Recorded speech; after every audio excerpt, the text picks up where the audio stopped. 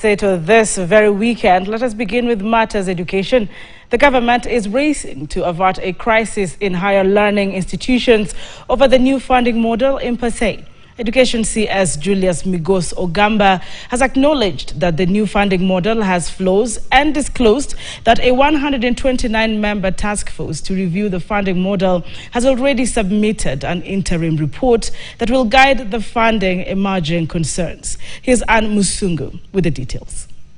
In a bid to avert a crisis in higher learning institutions over funding challenges, the Ministry of Education says it will study the ruling and put in place proper guidelines for funding of students in higher learning institutions. To relook into the whole funding model and refine it to ensure that the next cohort does not have the same challenges that were seen during the admission of the current cohort.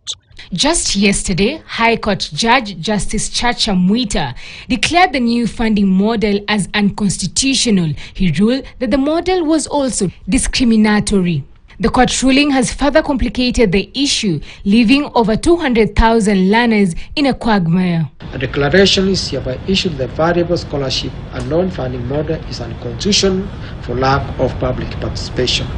An order of prohibition is hereby issued prohibiting implementation of the variable scholarship and non-funding model until the government complies with constitutional and legal requirements where necessary.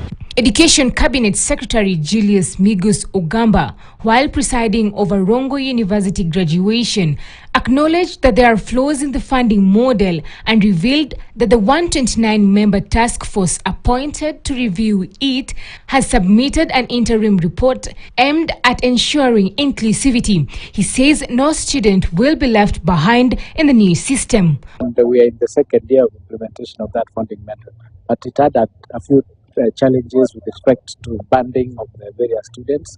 We introduced an appeal system, but the president also formed a working party committee to relook into the whole funding model and refine it. Most of the higher learning institutions are set to reopen in January, and without a clear funding method, universities as well as students are bound to experience major challenges. Anne Musungu, KTN, Nairobi. Thank you very much, Anne Musungu, for that update. And at the back of the education development and at the center of it, the new funding model, tonight we ask you on the